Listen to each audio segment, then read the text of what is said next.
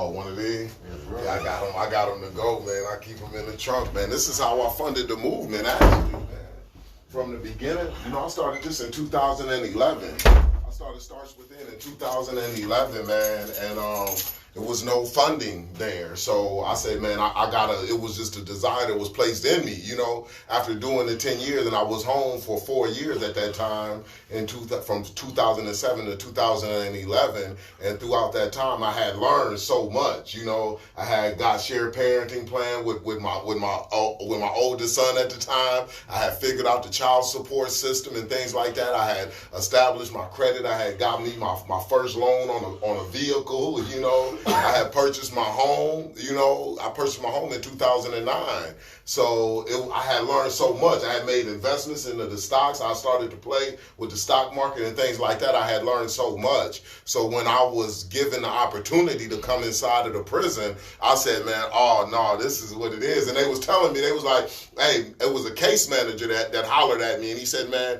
hey, man, I remember when you did your 10, man, you was focused, man. You was focused on just being a father, man. That's what you talked about all the time. And he was like, man, I want you to come back in and talk to the guys about, man, where you at now and things like that. And I was like, man, I want to do more than just talk. I want to give brothers the information so that they can duplicate the story, right? I want to give them the information that I didn't have before I got released. And if they get the information that I didn't have before I got released, guess what? They're going to be even further ahead, right? So if they know about credit before they even get released, if they know, man, what it takes to purchase a home before they get released, right, they can start to focus on that. If they know about child support before they get released, they can come home and make the proper decisions, an informed decision. I didn't know about child support. I thought that they was going to contact me. They didn't. And because they didn't contact me or let me know, or I thought they was going to just pull out of my check.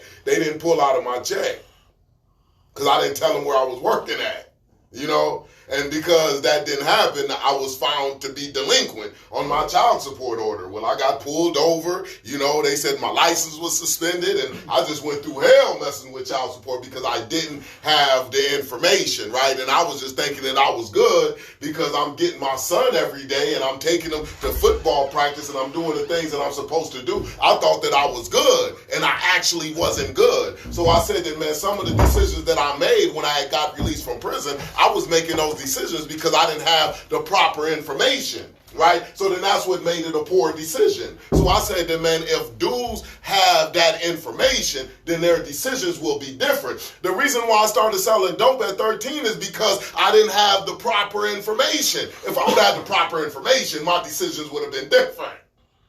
Because you don't have to sacrifice your life to make no money, right? Like, money is out there. Everybody ain't sacrificing their lives to make money, man. They print that stuff. And you know that they print that stuff because you've seen it throughout the pandemic. Oh, man, I'm going to push a button, 7 trillion.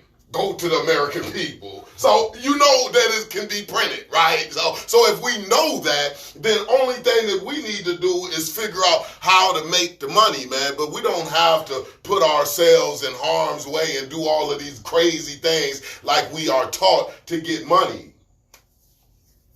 So information is everything. So then that's why I was really big on it when I started the Starts Within organization. And I said, man, what was it that helped me to be able to say, man, I've been home for 4 years at that time in 2011 when I was starting the Starts Within. And I said, man, it started within. Man, it started when I was inside of the prison, when I was 19 years old. And I said to them, man, I'm about to do everything in my power to be able to become this different individual. So no type of prison can hold me. No type of prison can facilitate me anymore. Man, I'm going to be an individual that a prison cannot hold.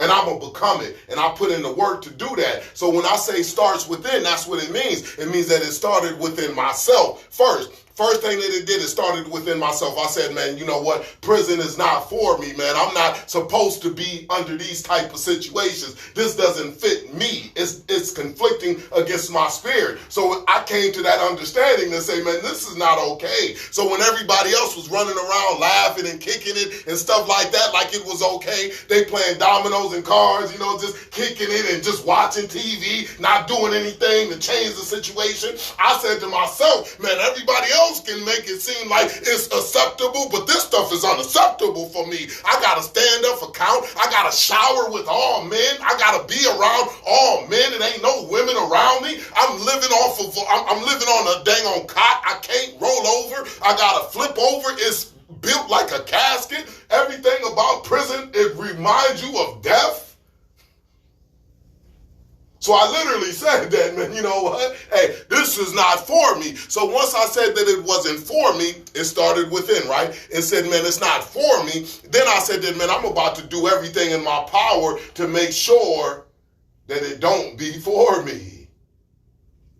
So I started to put in the work when I was incarcerated, right? I started to get the information when I was incarcerated that contradicted the information that I was currently operating off of when I was in the streets. I just started to get new information, period, point blank. And new information developed a different philosophy. It created options for me that I needed to have so I could make better decisions. I got into scripture, just studied that. I watched TD Jakes. I did that, right? I got into business management, graduated from business management out of the college with a 3.83 GPA. I got into administrative office technology inside of the prison in the vocational program. I learned the computers, Microsoft Excel, Word, PowerPoint, and Access. I learned Spanish. Exio mucho, pero traigo mucho a la mesa. I demand a lot, but I bring a lot to the table. I just got into just developing myself and just making sure that I put in that work on myself. Remember what I said the other day? I said, man, you know what? Look, you can look at the ground all day long and say, ground, I'm hungry, man. Feed me, man. I need some food. And that ground will not produce any food just because you want food, just because you need food. The only way that ground is going to produce food is if you do the work and you plant the seed. So it doesn't matter what you want. I see people be so angry and mad about their situation and thinking that anger and them saying that they don't want that is going to actually change it. And it never changes it. And that's what I tell them. It's like, only thing that's going to change your situation is who? You. Man, I'm telling you, brothers, man, ain't nobody gonna change your situation. I don't care what they say. If somebody coming in here telling you that they about to change your situation and they about to make this thing better for you, brother, they lying. It's on us to change it. Nobody is going to change it, man. So then that's why I say it started within. It started with me. It's not starts with them organization, right? Don't come to me talk about no them and they. Them and they, it doesn't matter to me. Them, they, you know, man, they ain't let me do. Man, them people, like, I don't care about no them and they. Because if I sew up all of the holes within my game, man, them and they cannot stand against me. If there is no enemy within, the enemy outside can do you no harm. The greatest enemy that you'll face, brothers, is the enemy that's within. That's continuing to get you to take the low road. That enemy that's saying, man, you know what? Hey, you sleeping, man. You know, hey, just stay in the bed.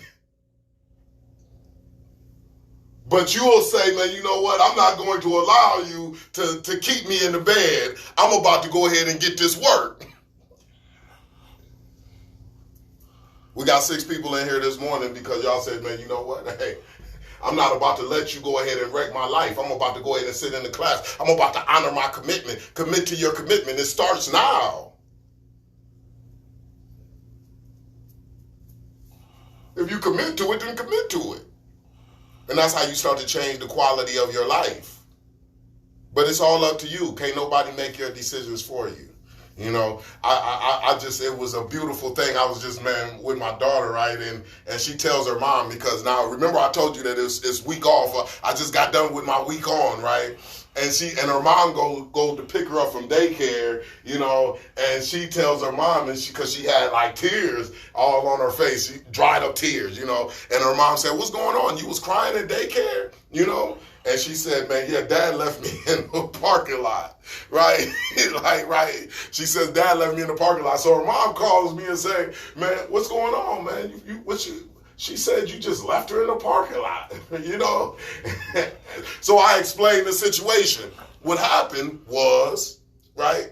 This is what happened. So we at the house, remember what I was telling you, and I'm like, "Daughter, it's time to go." And she just wasn't listening to me. She just kept on doing what she was doing, like I wasn't talking. And I'm like, "Daughter, it's time to go." Now remember we was talking about, man, like hollering and stuff, but I had a certain level of skill to be able to navigate through that situation. But I'm still feeling a certain type of way because I'm feeling like, man, you act like I ain't talking. Like, what the heck? Man, I'm your father, man. Quit treating me like I'm a kid. You know, I'm not no kid. I'm not your peer, man. I'm your father. I am responsible to lead you into the direction that you shall be. Man, listen to what I'm saying, right? Like, it's time to go because I got somewhere to be, right? I get her off of the school bus, and then I got to take her to daycare. So I'm like, "Man, come on, it's time to go." And she's just continuing to do what she does, playing with what she plays with, and she is acting like I'm not even talking.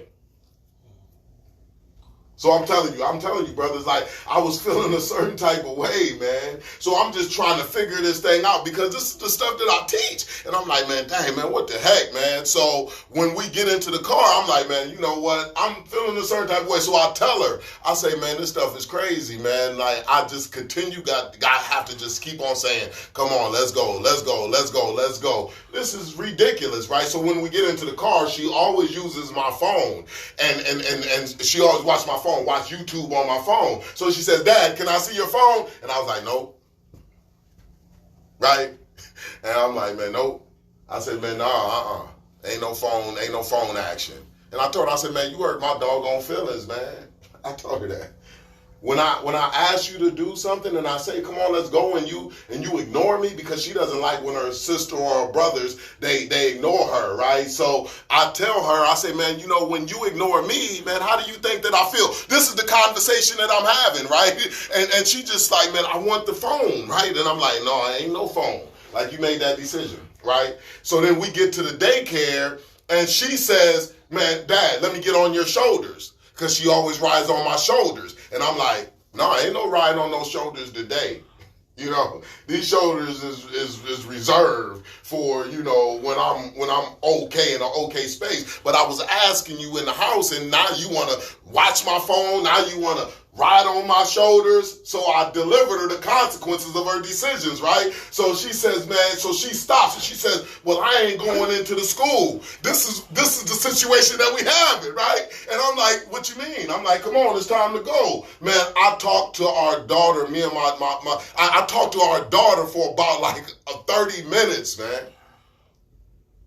And I'm sitting up there saying, "Man, come on, let's go into the school." And she says, "No, I ain't going, right?"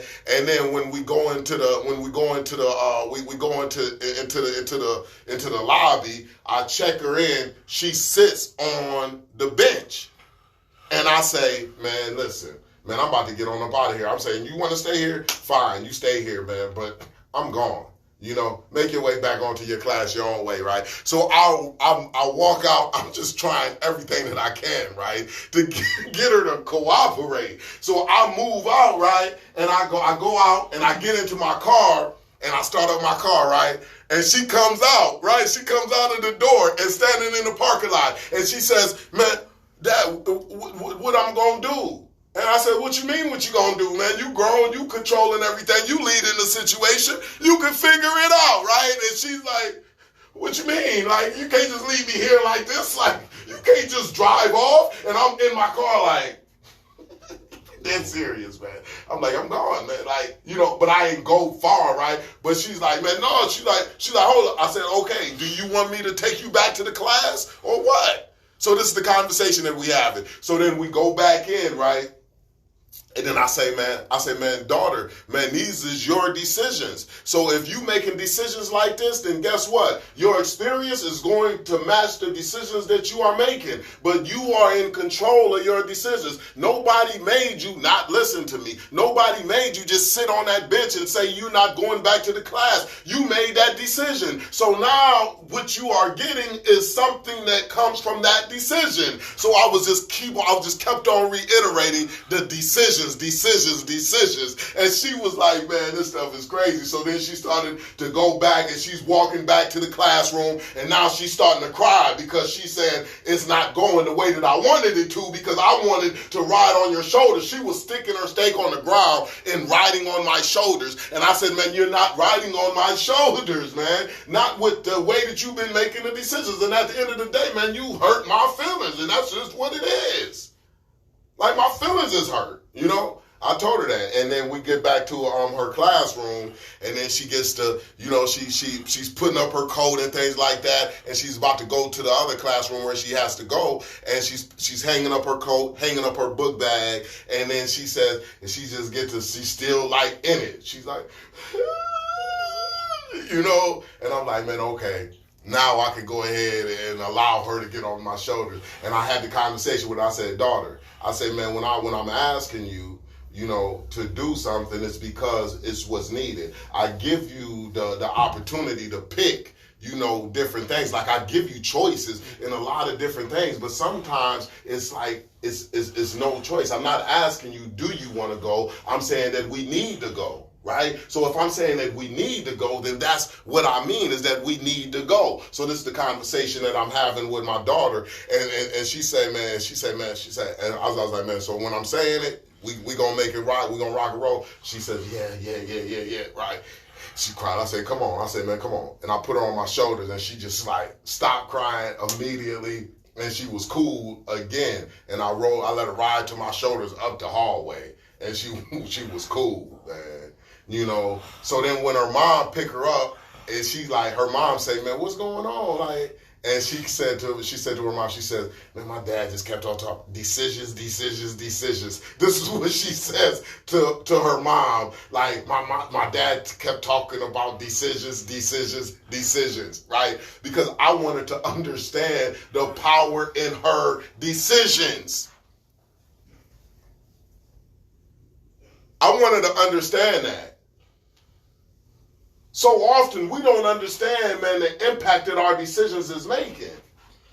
If we understood the impact that our decisions is making, then would we make different decisions, right? Like, come on. So that's what I'm working on with developing my daughter, my children, and understanding what the power is in the decision. And to really pay attention to the decisions that you're making. So that was powerful, man. But that was a powerful piece. That's just something, like, all of these type of things happen to me all the time. And that's why I say, man, this stuff takes a certain level of skill, right? And nothing says skill like repetition. So that's how you are able to develop that skill, is with repetition. So I teach the parenting class. I apply it. I teach it and I apply it. I've been teaching parenting classes since 2013, 2 years after establishing the Starts Within organization. So you know how many times I've taught this class? The more I teach it, the better father I become. So then that's why I be so charged up about teaching the class, right? Because it's like, man, I'm able to be that father with my children that I need to be, so then my children don't be out there and are vulnerable to a society that's looking for them to be like not knowing how to move and how to navigate. I'm able to give them the things that they need to have so then they can be successful in life, right? Who want their children to be successful? Like, who want their children to be successful when they are adults? Everybody. Oh. Yeah. What are you willing to do? Now, what are you willing to do for your children to be successful? I'm going to ask y'all this. Who expects your children to be successful?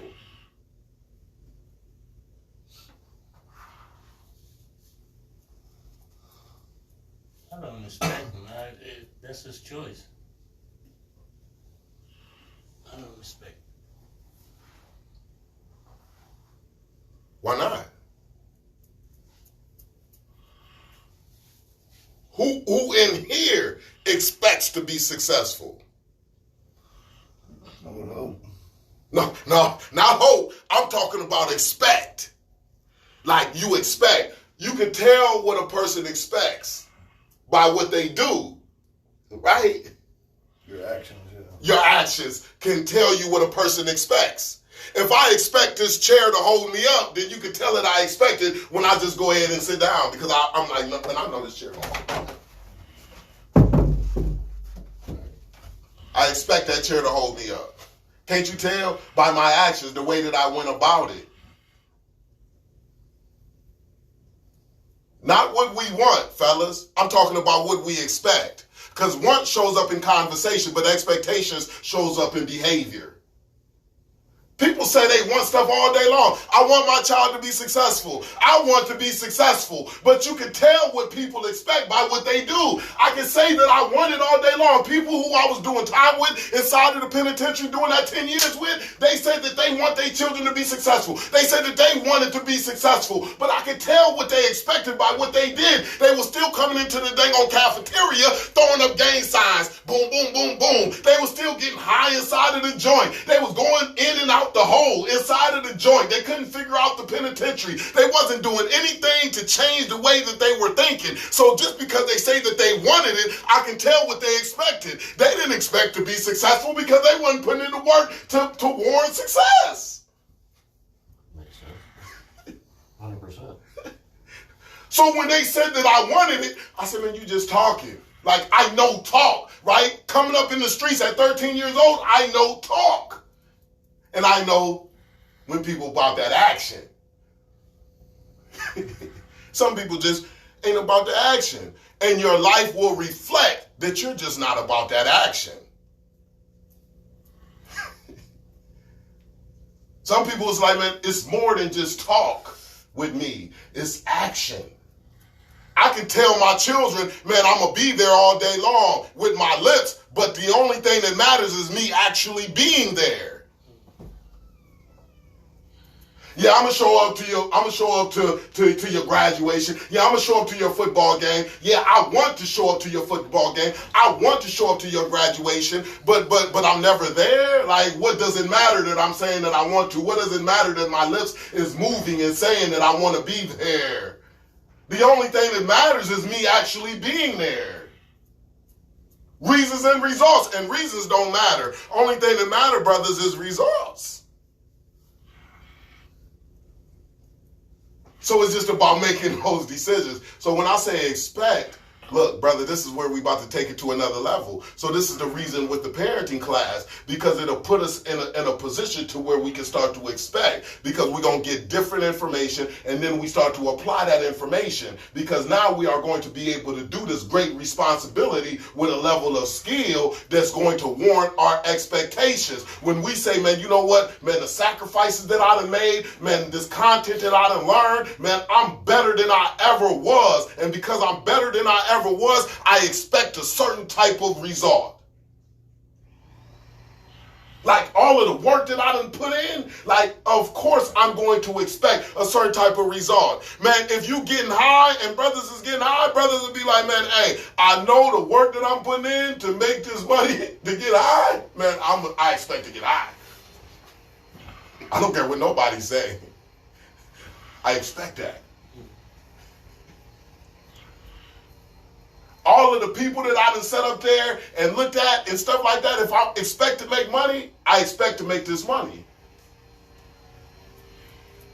I'm studying people's lifestyle, and I'm gonna rob them. I'm gonna do what I need to do. I'm gonna do what I need. I expect to get them. I'm expecting to hit a lick. Right. I expect that because I done put in a lot of work studying individuals. So my expectations is that I'm going to be successful in what I'm going out to do. So when you ask, do you think our kids should be? That's a choice that he got to make. I mean, I can help him out, like I helped my son. He got his own bakery factory. I helped him out. You know, That's what he was expecting from me, and that's what I did. Now, that was his choice. That was his choice. Right. I wasn't expecting it from him, but I knew he can do it. So I helped him out. I didn't know, I thought it was like basketball on his mind. No doubt. But that's what he wanted to do. What was you doing when he was growing up?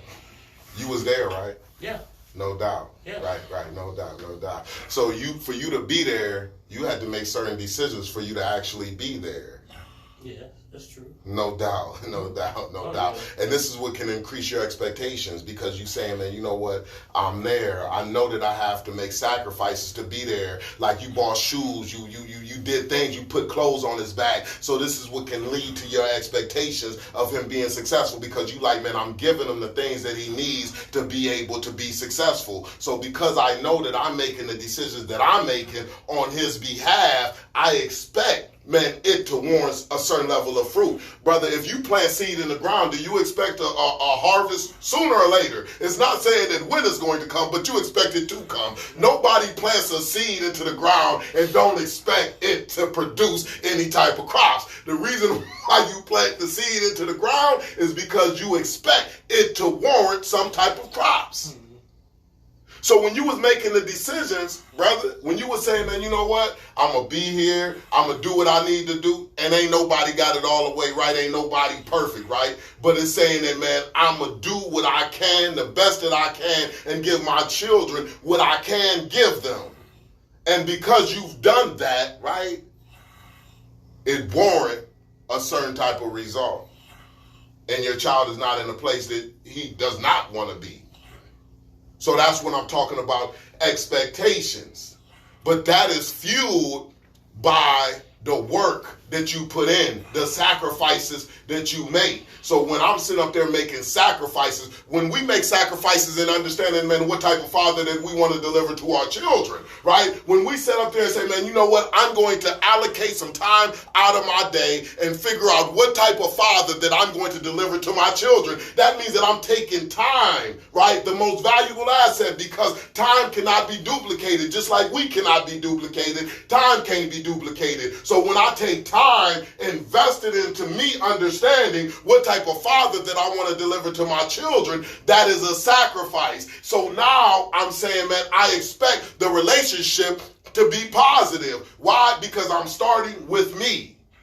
I'm not giving my children any old father. I'm thinking about what type of father that I'm going to give them. So what did we discuss yesterday? We said that, man, we're going to go ahead and reflect. We reflect on our experiences that we had with our parents. You know, the positive interactions that produced the positive feelings inside of us. And then what are we going to do with the positive interactions that our parents had with us that produced the positive feelings? We're going to duplicate that. That means that we are going to intentionally give that to our children. So then that means that we reflect on our history, on our past, and say that, man, you know what? I'm going to give my children that same right that was given to me. Even if it was just one right, you can look back in your history and you can say, man, it was hell. Okay, well, in the middle of that hell, what was right in the middle of that hell? Was it one right? And that's what we're going to build on, is that one right. So we're going to make sure that your children at least get that one right that your parents did with you when you were younger. Right? So then that puts you in a good position to establish this strong, positive relationship. But that takes time and it takes effort. It's the will. Like, it's the will to be the father that you need to be. So that's where we started at, remember? Right? And then after we looked at the positive, then what did we do?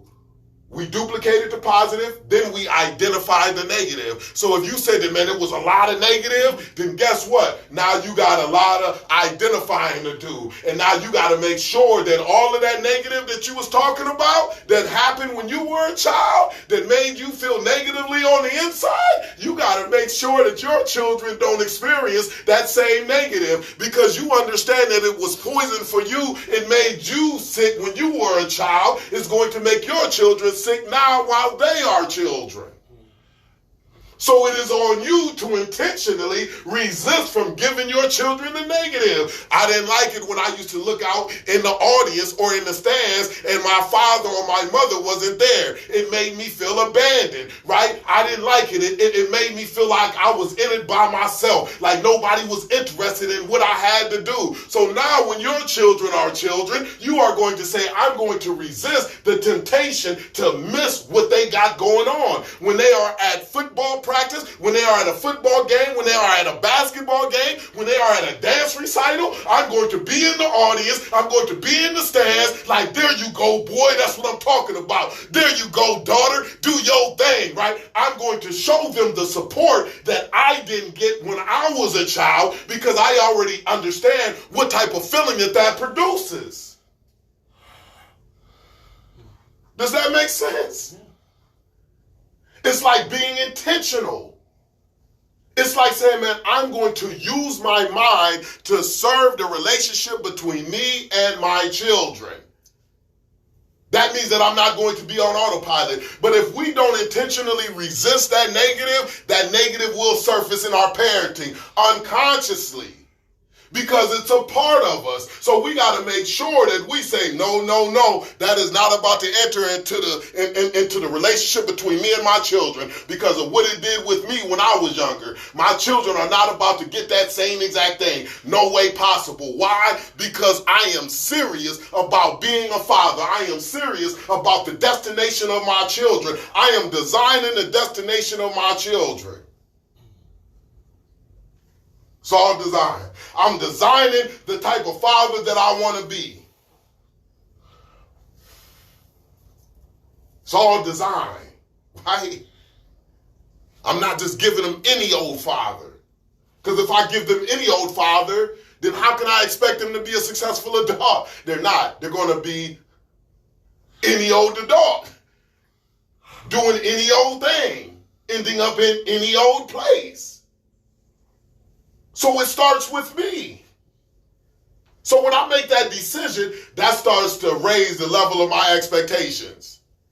Because I'm making a decision on what type of father that I'm going to be with my children. I'm making a decision to focus on the relationship between me and my children and saying that if I have a positive relationship between me and my children, that will give me the influence that I need for them to be able to access all of the information that I have. What is the information that I have? I want them to take all of my failures and make sure that they understand them so then they don't duplicate my failures. Because I already know my failures to be failures. I don't want them to commit the same failures. I want them to commit new failures. If they commit new failures, then that means that they will be further than I currently am. I don't want them to be doing the same old failures that I've done in my past right now in the current present. Because if they are, then that means that I failed in transferring the information. I failed in making sure that I had the relationship to be able to get them to be influenced by my word.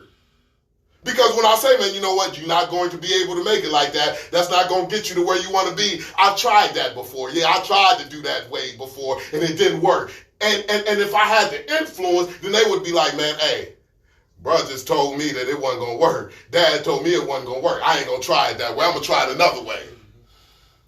But that's only accomplished through a strong, positive relationship.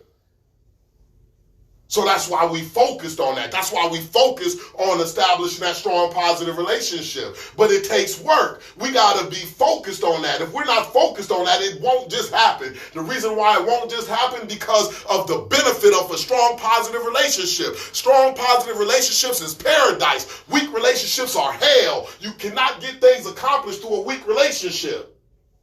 Because it offers so much resistance, because it's barriers between you and your children. Your children will not take your word. Your children won't follow your direction because they don't like you.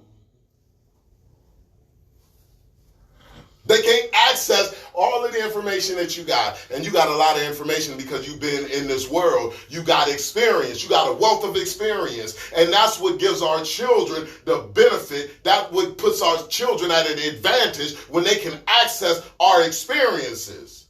That means, man, hold up. I put 3 spoons of sugar in the lemonade and it tasted like that. No, I put 6 spoons of sugar in the lemonade and it tasted like this. No, the right amount is 4.5. I don't want my children to come at the lemonade when they making it and putting 3 and 6 because I already figured that out. It's not going to produce the results that they want. I want them to come straight in, right, and put the 4.5.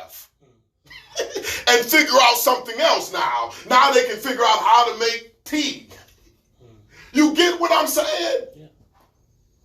I don't want them spending time tasting the 3 spoons of sugar in the lemonade and saying, oh, this stuff nasty. I already did that. I don't want them trying the 6 spoons and say, oh, this stuff don't work. It's too sweet, right? I want them to come straight in and put 4.5 because they are taking my information because of the relationship that I have with them. So they ain't got to waste the time. Didn't we say time is the most valuable asset because it can't be duplicated? Once it's gone, it's gone. So we want to make sure that we value our time. Why do we want to value our time? Because you can look into your bank account and see how much money you got. You can look into your pockets and see how much money you got, right? But you cannot go nowhere on the face of this earth and see how much time you got.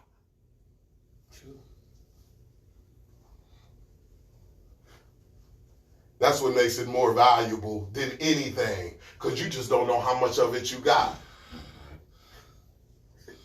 So what are you doing with it? Literally, what are you doing with it? I invest my time. I don't spend it. I invest. I don't spend. I invest. I don't spend. I want to invest more of my time. So my time is an investment. When I'm coming here, brother, it's an investment. I'm investing my time. Because I want this certain type of world where the penitentiary's on his head and the community's on his feet. So when my children are embracing a world when they are adults, they are going to be in a world where your children are raised and they are going to be assets. I'm investing my time for a reason. Right? That's what it's about, man. That's what it's about. But that's why we want to make sure that we understand what type of father that we are delivering to our children, because we want them to know that we care about them that much and we are focused on a positive relationship. Nothing says that, man, you know what, you care about somebody more than, man, monitoring the way that you are interacting with them and thinking about how you are interacting with them. And what better place to start than with your own experiences that you've had? What better place to say, man, you know what, hey, I'm not going to, man, do the same thing that was done to me that was negative. I'm going to do the same thing that was done to me that was positive. So if it was good with me, then it's going to be good with them. Right? So that's what it's about. So that's what we talked about yesterday. Just understanding, man, what type of father that we delivering to our children. Because we want them to have the father that we design, not just any old father. We want to design the father that we want to give them. Right? And a lot of times brothers be like, man, I ain't never thought about that. I just went and been the father. When I was 19 years old, my first son was 19 years old, I was just doing. Right? And because I was just doing, guess what? I didn't really understand, man, what type of father that I was going to deliver him. So he got a father that was absent. Why? Because I was still in the streets. I was still selling dope. I was still doing what I was doing. So then I was in a space to where I had got incarcerated for 10 years because I didn't really think about what type of father that I wanted to be. Because if I thought about what type of father that I wanted to be, then I would have said that I want to be a father that's present. I want to be a father that's there at the gates. I want to be a father that's there with dads, with donuts. I want to be a father that shows up to the school. And then if I said that, then I would have said that there's no way that I could continue to be able to hit the blocks and be hunting people who done stole from me and do things like that. It's no way that I can do that and say that I'm going to be that type of father. So it would have changed the way that I made my decisions. But I didn't think about it. And so because I didn't think about it, I didn't become it. I became the father that I didn't want to be, which is a father that was incarcerated. that had to visit him 4 times a year. He visited me 4 times a year, maybe 5, because my father would bring him up. Do you think that his mother would bring him up? No, heck no. She rode for 2 years. After 2 years, she was like, pew, I'm out.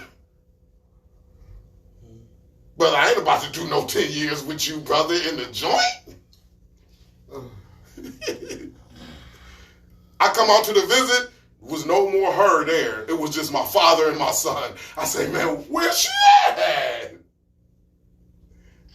Oh, she had something to do. Right. Never came again.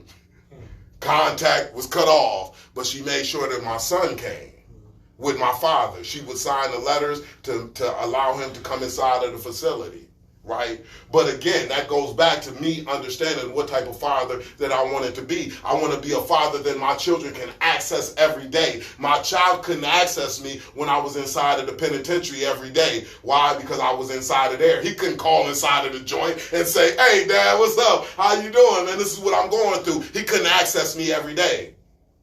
He could only access me on the visit, because I didn't have no phone number to call. So only time that I communicated with my son was on the visit, where I can hear back from him. I wrote him a letter once a week, but he never did write a letter back. So again, if I would have said at 19 what type of father that I wanted to be, it wouldn't have been a father who was inside of the joint, who was not accessible to his children. So that's why it's important for us to begin there and say, what type of father do I want to be? And I encourage fathers to always take the time to write that stuff down and say, man, these are the positives that I'm going to duplicate. These are the negatives that I'm going to resist. Right? Write the stuff down. It's something that you do when you write it down. Write it down on a piece of paper. Take the time to think about it, then write it down. Like, this is the effort that we put in to where we can start to say, man, you know what? I expect something different, because you put in that work. You say, man, I've taken time. I'm really focused on being the best that I can be. I always tell people, man, all you can do is all you can do. At the end of the day, all you can do is enough. But we just got to answer the question and be honest with ourselves. Are we really doing all that we can do? Are we just kind of doing? Are we just getting along to get along, right? Or are we really doing all that we can do? And when you're doing all that you can do, brothers, you're going to be in the place that you want to be. Just period, point blank. You're going to be in the place that you need to be. Period, point blank. So that's what I encourage fathers to do. Write that stuff down. Take some time and say, man, these are the positives that I'm going to duplicate. This is what I'm going to make sure that my children get. I'm going to make sure that my children get a listening ear. I'm going to make sure that my children get my presence at their functions, right? I'm going to make sure of that. So when they come to you and say, man, you want to do overtime? You're going to be like, nah, because I already know what type of father that I want to be, because that overtime is going to compromise me from being able to be there at my child's function. You see, people can't put stuff on your plate, because a lot of times we get stuff on our plates that we don't want. And the reason why we get stuff on our plates that we don't want is because we don't take the time to focus on what it is that we want. So people give us everything that they think that we should have, and we be upset with what we got. Why are we upset with what we got? Because we didn't take the time to think about what it is that we want. How I'm going to go at it. And that's what this class is about. It's just becoming conscious and being this father, right? So the first place was me understanding what type of father that I want to be, what type of father that I want to be. Big man, I see you getting it in, man. That brother, he leaning all the way back, man. That brother leaning back, man. That brother leaning back. No doubt, man. I see you, G. I see you, man. I got a disability. Oh, no doubt. That's why I keep sitting up.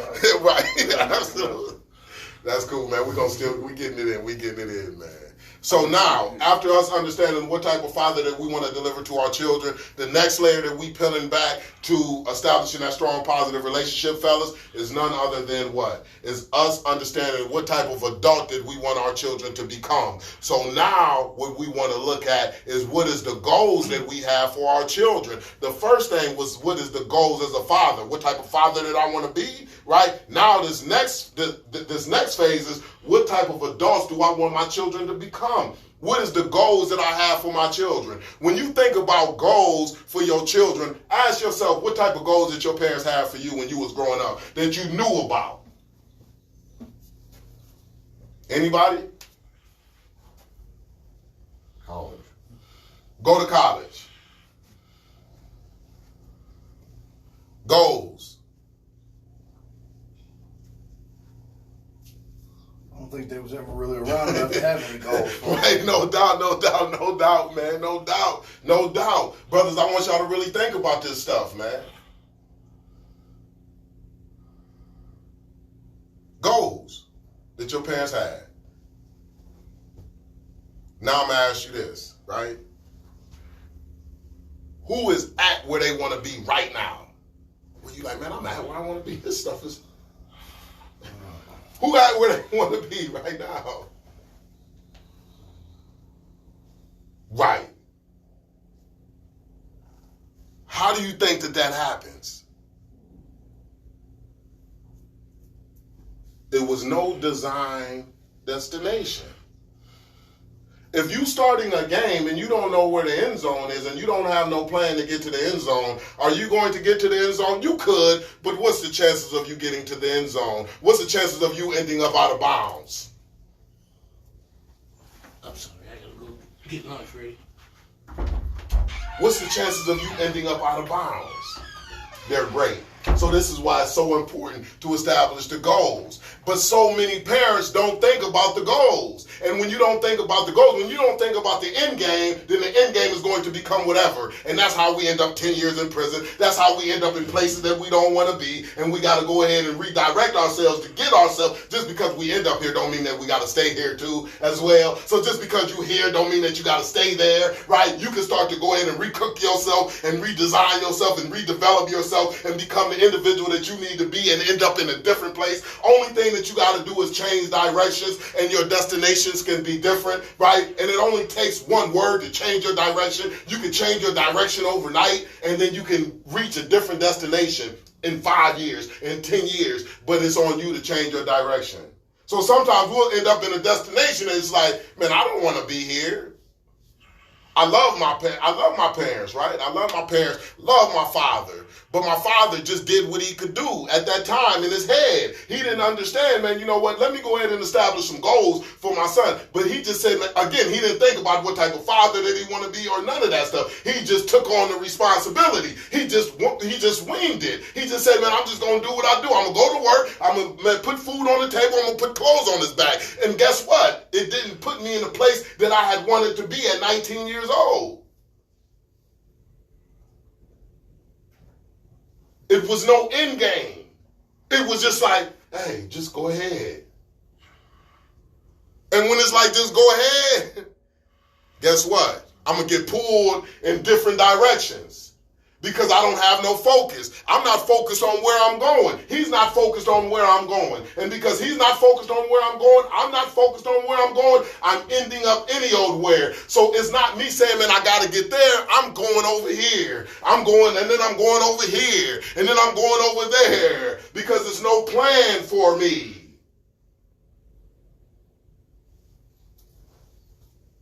If you fail to plan, then guess what?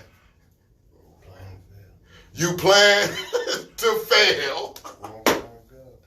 If you fail to plan, then you plan to fail. So what is the plan that we have for our children? What is the goals that we have for our children? A plan is supported by the goals. What is the end destination? What do you want to get accomplished? These are the questions that we got to ask ourselves. This is our responsibility. So when I'm thinking about, man, what is the goals that I have for my children, what do I base my goals on? And this is where the parenting plan starts at. What do I base my goals on? I don't base my goals on what type of profession that I want them to be. Why? Because if I say, man, you know what? Hey, I want you to be a lawyer.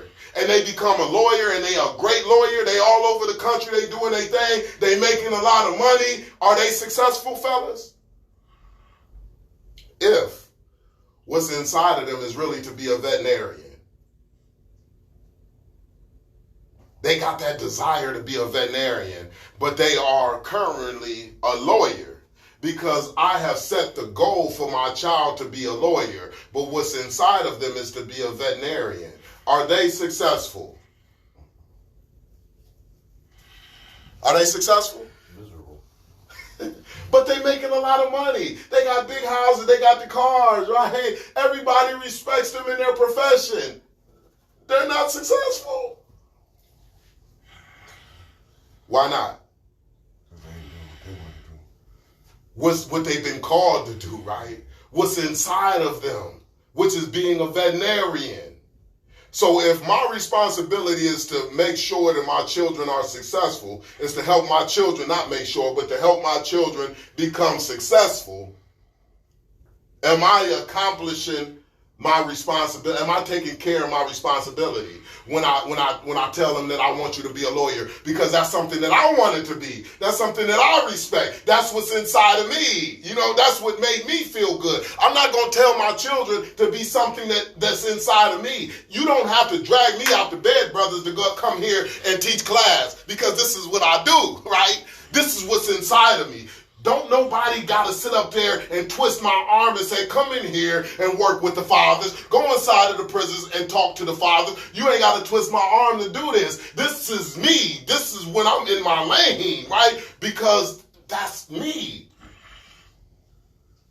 You ain't got to pay me to do this. I'll do this for free. It doesn't matter. But what's beautiful is that they paid me to do it. That's beautiful. So I don't want my children to be something that fits me. I want my children to be something that fits them, so then they can experience the same type of joy that I experience. So that's how I can do it on a Saturday. That's how I can do it on a Friday. That's how I can do it on the weekend. That's how I can do it on a holiday. That's how I can do this then, because I'm not really at work. This is me. This is my life, brothers. I'm invested into this stuff. This is what success looks like. When you have the ability to do something that you would actually do for free. Because it's inside of you. That's how you know that it's something that's been placed inside of you for a particular reason. That means that people are tied to what has been placed inside of you. People are tied to what's been placed inside of you. That means that it's going to impact somebody in a positive way. What's inside of you is going to impact somebody in a positive way. It is your responsibility to tap into that. It is my responsibility to get my children to tap into what's inside of them, because people are tied to what's inside of them. You guys are tied to what's inside of me. It's people who are incarcerated who are tied to what's inside of me.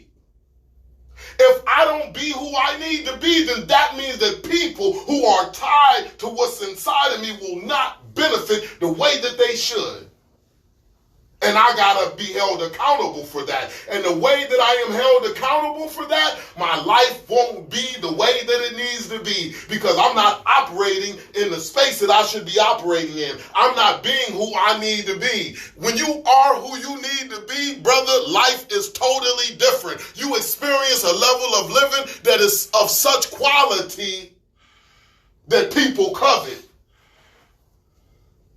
It's a certain level of peace that you get when you tap into what's inside of you. I'm just saying, though. So this is what we want to get our children to do. Tap into what's inside of them. Because when they do, then guess what they'll be? Successful. It doesn't matter how much money they make, and it doesn't matter how much things they got, they will be successful, because money and things don't constitute success. Success is relative. Success for you is different from success for me. Success for you is different than success for me. So that's what I want to make sure that my children are successful. So I don't focus on what type of profession that I want them to be. I focus on what? what type of character that I want them to be. So my responsibility as a father is to make sure that I develop the right type of character. So when I'm setting my goals for my children, I'm not setting my goals for my children and saying, I want them to go to college. I want them to graduate high school. I want them to get this job or that job. I want them to get a big house, because that might not be something that's going to help them be successful. Because you can go to college and still not be successful, right? How many people go to college and then they get a degree in something that they don't even make money in, because that's not what they wanted to go to, that's not what's inside of them. And then they still got to pay for that degree that they went to college for. The only reason why they went to college is because their parents said, go to college. And then when they went to college, they're like, man, I don't even know what I'm doing here. I'll just take whatever, like. Yeah. Parents paid for it. Parents paid for it, right? Like, I'm just here because my parents wanted me to be here. Right? There's no focus. So they are accomplishing their parents' goals by going to college, going to a university, but it's not benefiting them. Because they might not even need college or a university to do what they need to do. You don't need no degrees to do the things that you need to do. People dropped out of high school. People ain't even go to college, right? That is successful. So you don't need that. But if we set that goal, then our children will go ahead and follow the goal that we set, and then end up in college or university somewhere. And then they like, man, I'm just here and I don't even know why I'm here. The only reason why I'm here is because my parents want me to be here.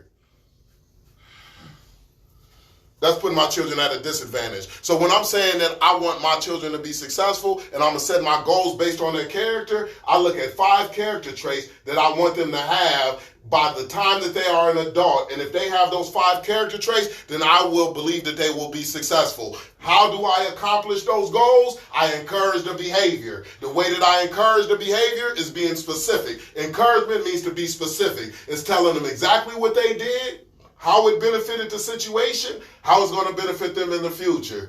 Encouragement is different from praise. Praise is just saying, good boy, good girl. And when you just do that, it doesn't take that much time. Guess what? The understanding might not get there, so then they can duplicate the behavior, right?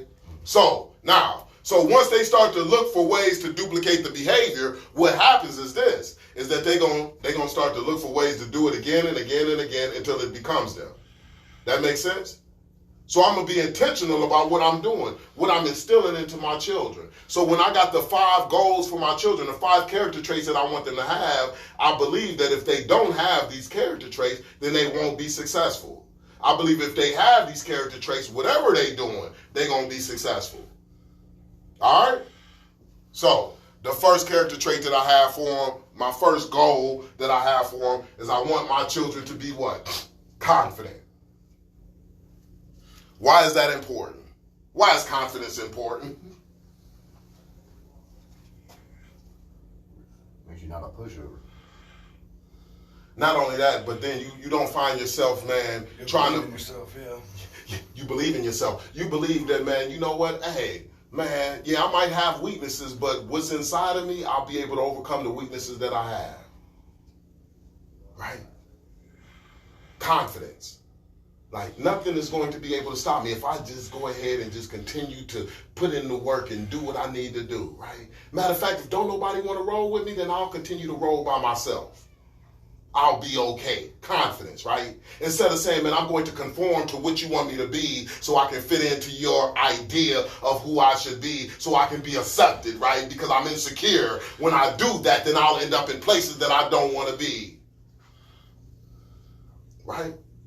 Like, that's how we end up in these type of places. A lot of times what it is it's like, it's too strong, man. Like, it's nothing more than to go against the dominant thinking of your peers. But you got to have confidence to go against the dominant thinking of your peers, right? When everybody around you is thinking a certain way, you got to have a certain level of confidence to go against that. I didn't have the confidence to be able to go against the dominant thinking of my peers. That means that everybody in my hood, they was doing a certain thing, and I said, man, I got to do that same thing that everybody else is doing. I'm not about to go against what everybody else is doing and be some outcast. I don't want to be ostracized from the people, right? I didn't have the confidence, right? And because I conformed and be what everybody else was, right, I got what everybody else didn't want. I got in places that don't nobody want to be, right? Because I conformed to what everybody else was, and they didn't want to be what they were. This stuff is crazy. My lack of confidence. That's how you get that 13-year-old to say, man, I got to make as much money as I possibly can. That's how you get that 13-year-old to say, man, I got to go ahead and get all of these guns that I need to get. I got to go ahead and be overly aggressive. That's who I was. I'm about to go ahead and bring everything to get that. Because if I get that, then I'll be validated. I'll be accepted. That's who I was. I believe that if I just get it, if I get those cars, if I get that money, if I get the acceptance of the people from the block, man, my lack of confidence, it put me in a vulnerable space.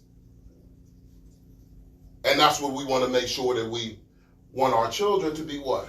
Confident. That's one of my goals, right? That's important. I want them to be confident. What's the next thing? I want them to be good decision makers. Why is being a good decision maker important, fellas? Keeps it from coming in here. Right. Right. No doubt. Good decision making is everything, right? And what does a good decision maker look like? I tell people all the time, man, is a good decision maker is somebody who understands the consequences. Why? Because you don't live with your actual decision, but you live with the consequences of your decision. You make the decision like that, but the consequences stay with you for years on to come. People will go ahead and pull a trigger, and then they like that, but then they got to live with the consequences for years to come. Right? So I want my children to take all of their energy, all of their understanding into understanding the consequences. And if you're okay with the consequences, then that can support the decision. All right? So good decision maker is the next thing. The next thing that I want my children to be, the next goal that I want them to have is I want them to be self-regulated. That means I want them to be able to regulate themselves, understanding what needs to be done and getting that stuff done. Because I believe that successful people regulate themselves. That means that they don't need to be regulated by systems or people. They understand what needs to be done and they get it done, right? That's what I believe that successful people are. So I want them to have that character trait. The next goal that I want them to have is I want them to be individuals that bring value back to the table. Looking for ways to give, not looking for ways to take. Why is that so important? If you around somebody and every time you around that person, they like, what you got? What you got? And they continuing to take and pull. There's no reciprocity in that relationship. How are you going to feel around that person? Negative. If you like, man, dang, every time this person come around, they are depleting my resources. They are never putting in on my resources. They're never adding to my resources. Every time this person comes around, they are depleting my resources. When you see that person coming around again, what are you going to do? You're going to be like, hold up, man, I ain't about to rock it. I'm cool, right? Because you like, man, this person right here is depleting. They're not attractive to be around. And one thing that I realized, fellas, is that opportunity comes through relationships. It's not about what you know, but it's about who you know. So if the people that is around you, if the people who are around my children are looking at my children when they are adults and they saying, man, I don't want to be around that joker, then guess what? They ain't going to have the opportunity that somebody who has a positive relationship with people out there in society, if they got strong relationships, they ain't going to have them same opportunities. So then they're going to get desperate because they don't have no opportunities. Why? Because of the type of individuals that they are. If my children become adults and they come into the table all of the time, like what can I take from the table? What can I get? People will start to shy away from them and people won't try to include them in different situations. Why? Because every time they come around, they come to take. I want my children to be individuals that bring value back to the table. And it's a way that we get that done. All right, cool. So, and then the last goal that I have for my children is none other than to do their best. Because I believe that if you do your best, guess what type of results that you'll get?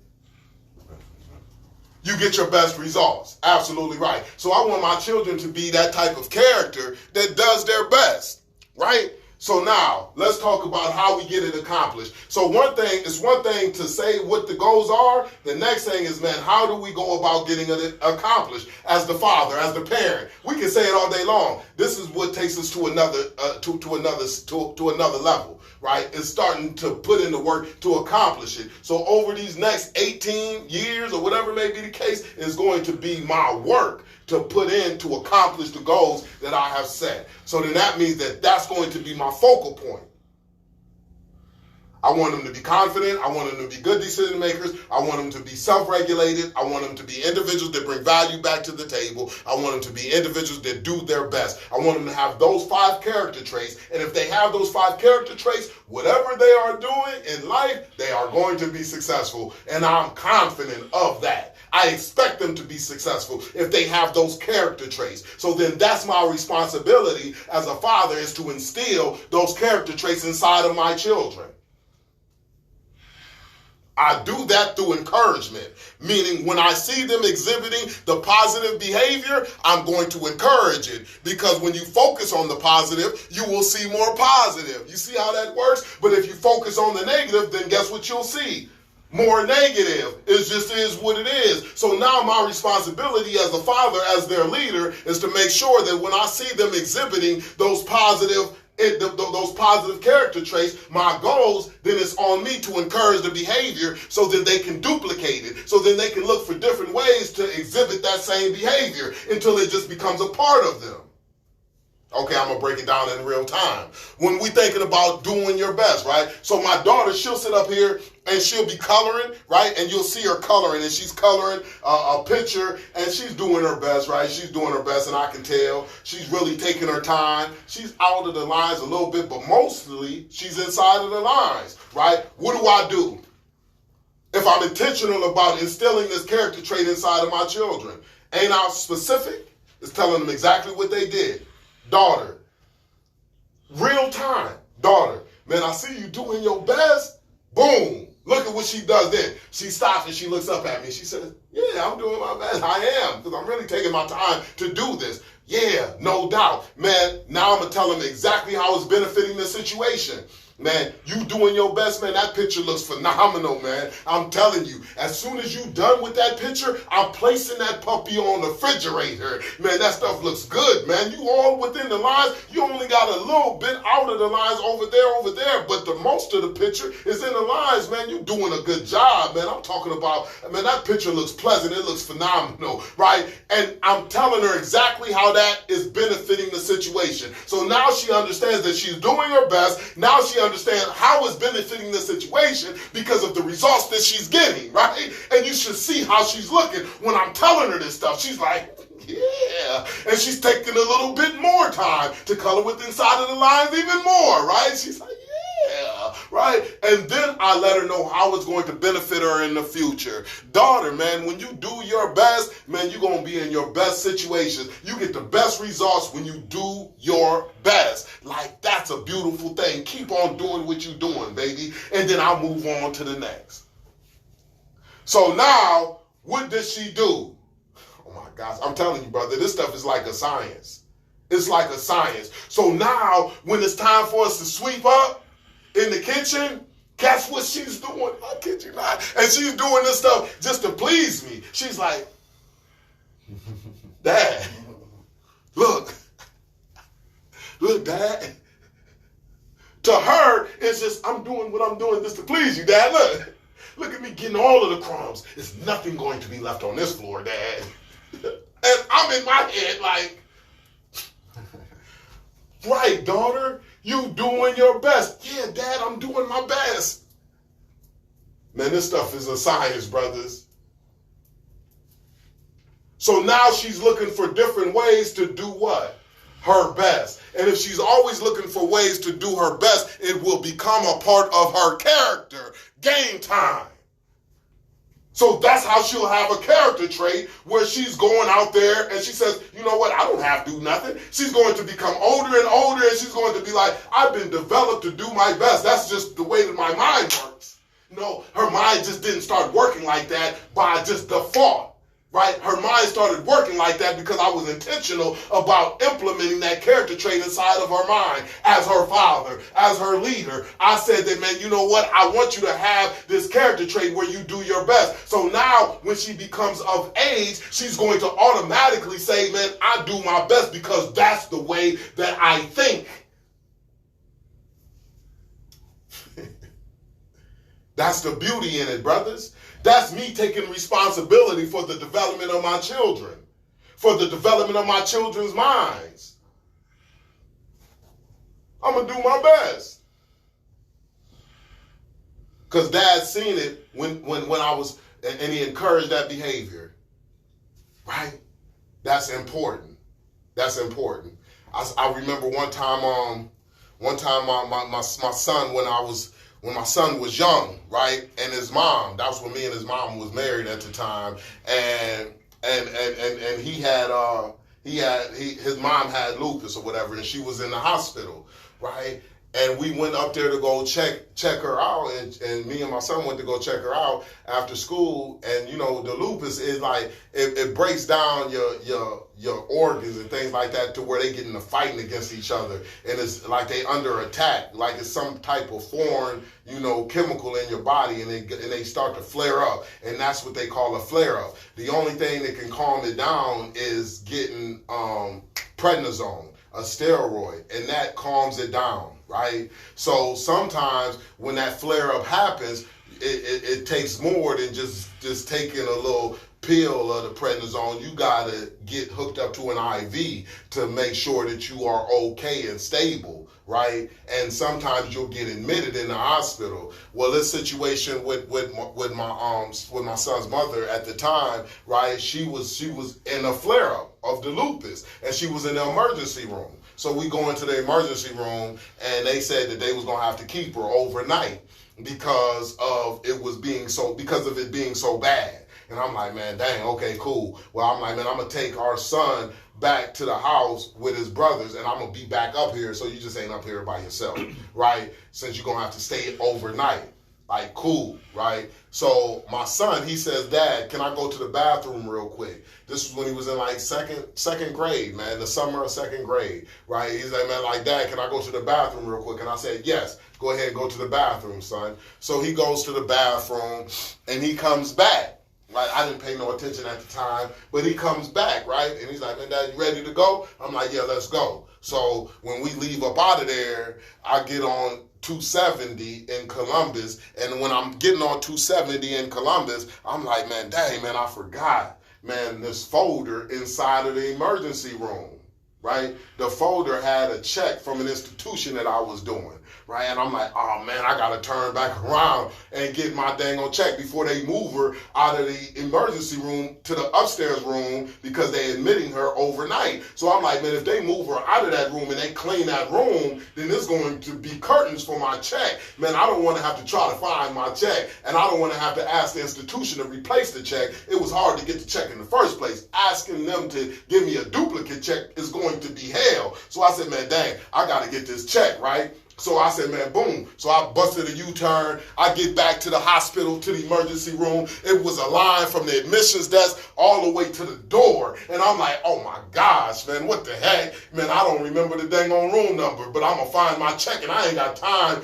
to be sitting here like all the way at the end of the line to get the room number. I'm just going to go ahead and go through the double doors. So I say, come on, son, let's go. We got to go through the double doors. So I, man, boom, open the double doors, and I'm getting right there in the emergency room. And when I got back there, I looked around and I said, man, dang, this stuff look crazy. All of the rooms looked the same. I didn't know which way to go. It was like a maze. I'm like, man, I don't know which way to go. I don't know which room was her room. It looked like it could have been that way. It looked like it could have been that way. Like, I don't know which way to go, right? And my son is looking at me. My heart is beating like this because I'm like, man, I need that check. Like, what the heck is going on, right? I can't go back and ask them, because if I go back and ask them and wait in that line, she would have been and moved up to the upstairs room. Like, I gotta get there immediately, right? My heart beating. My son looking at me, and he's seeing the anxiety on my face, right? And he looks at me and he says, Dad, no lie. He says, Dad, man, Mom is in room 137. I say, man, what? He says, Dad, man, when I went to the bathroom, I looked at the room number so I can make it back. So I ain't get lost. And I remember it was room 137. And I said, straight up. Now, look at what this is. Now, what is he doing? Which one of my goals is he accomplishing, fellas? Definitely paid attention to what he was doing. So if I got my goals, if my 5 goals is confidence, if I want them to be good decision makers, if I want them to be self-regulated, if I want them to be individuals that bring value back to the table, that means that what they bring is making my situation better, right? Because they got that characteristic where they gonna bring something to the table that's going to make my situation improve. Did my son bring information back to the table to make my situation improve? He gave me information to help me find the room that his mom was in so I can recover my check. He's bringing value back to the table.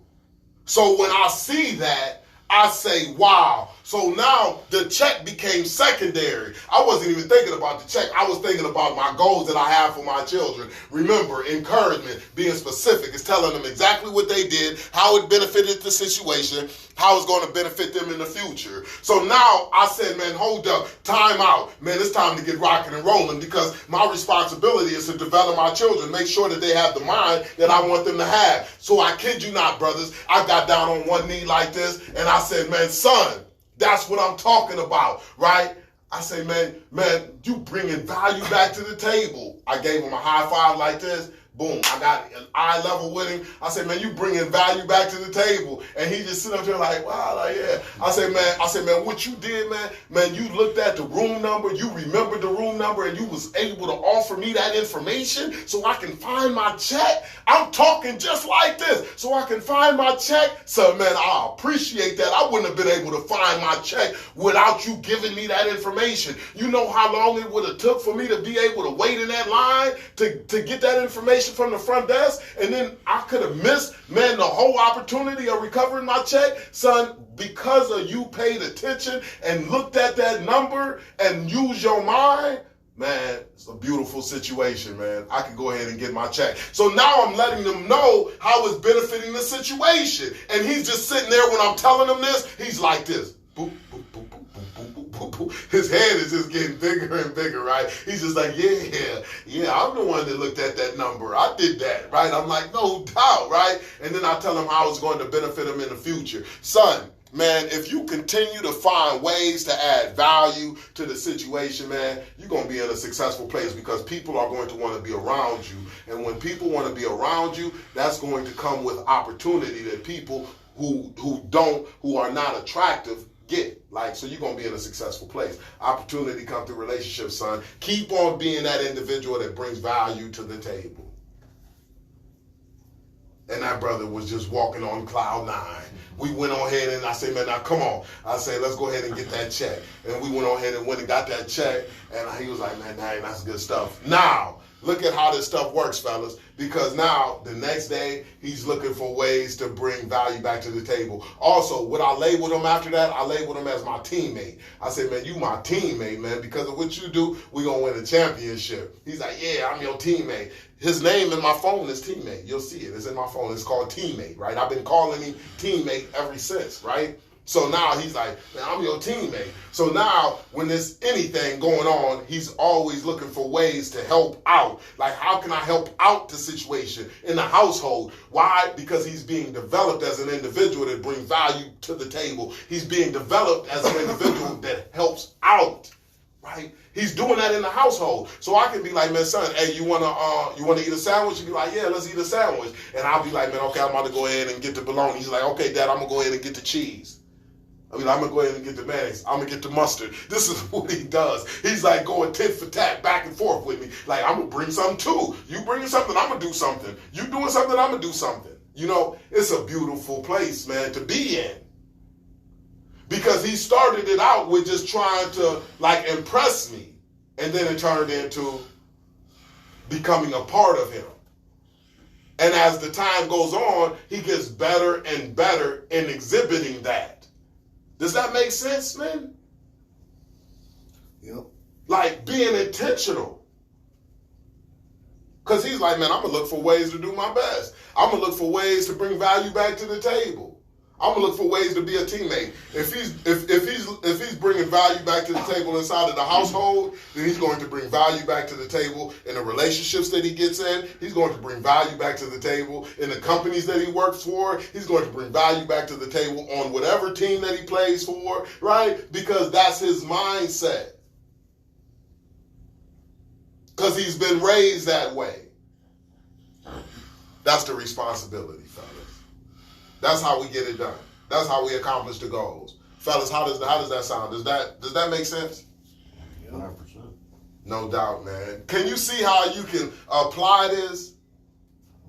Like, everything in your parenting should revolve around this.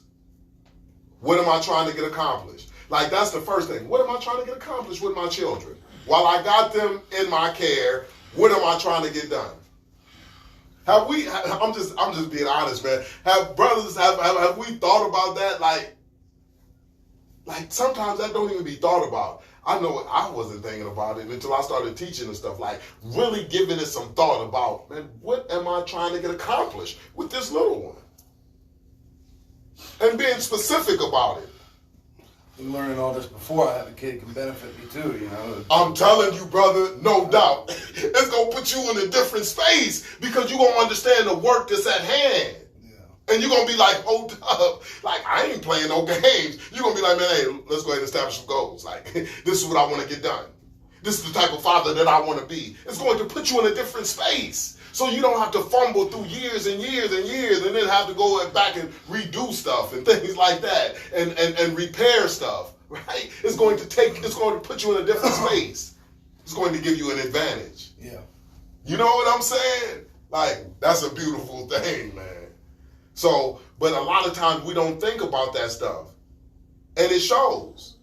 Like, it definitely shows. But just because we don't think about it don't mean, just because we haven't thought about it doesn't mean that we can't start thinking about it. I like how you broke it down because it's easier for us to implement it now.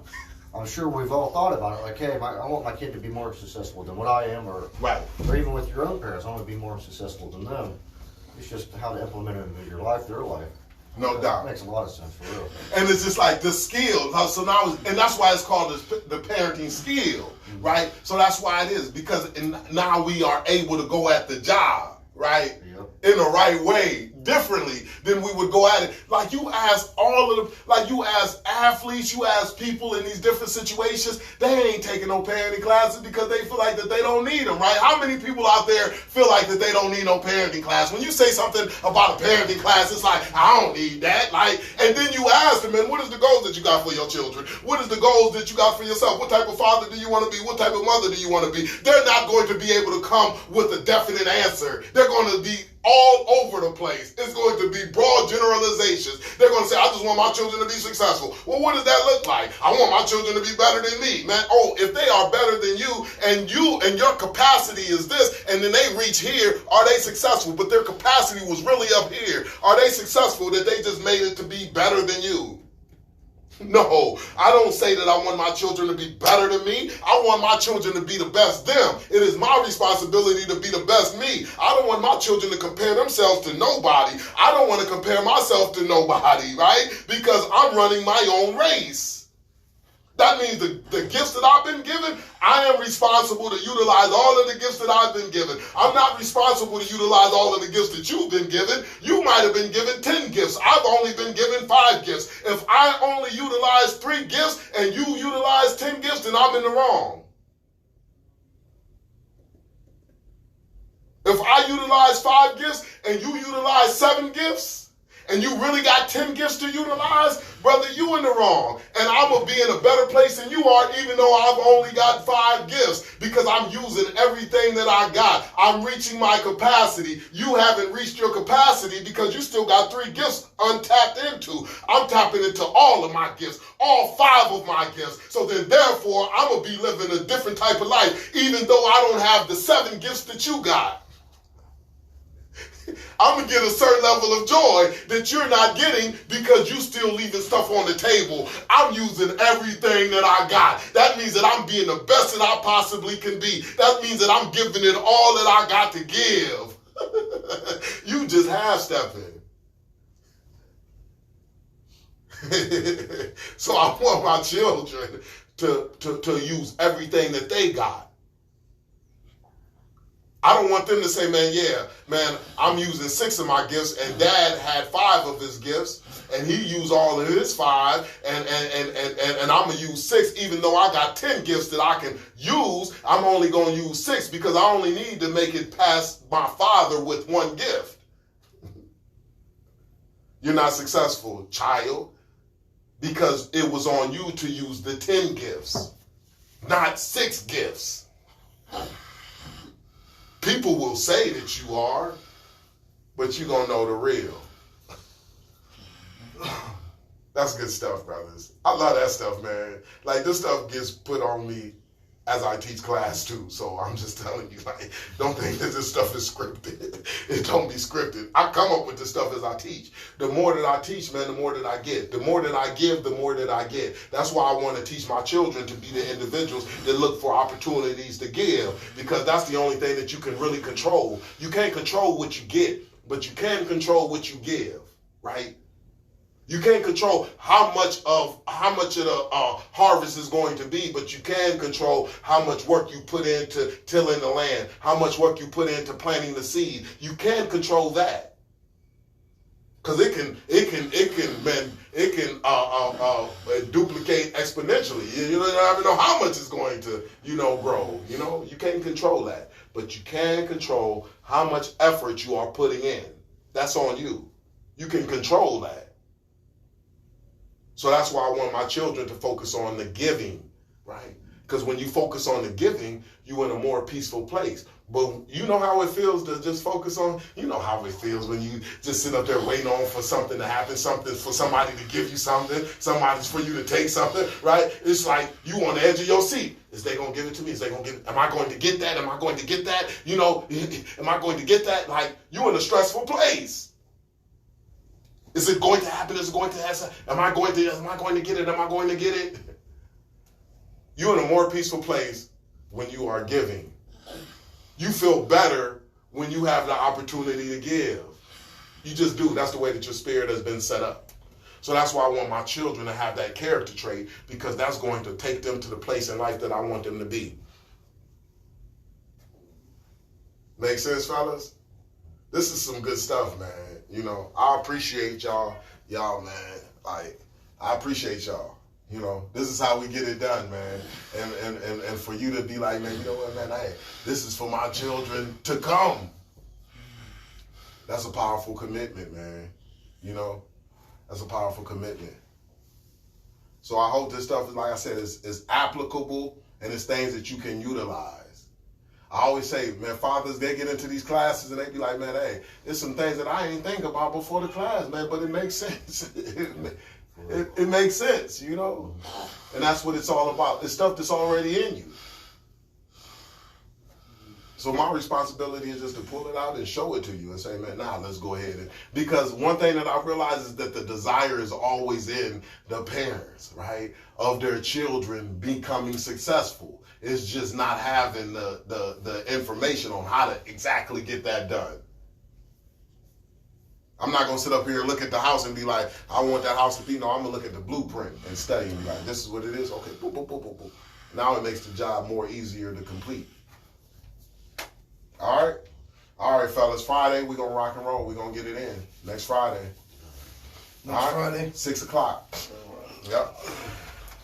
Appreciate y'all, brothers. Appreciate it.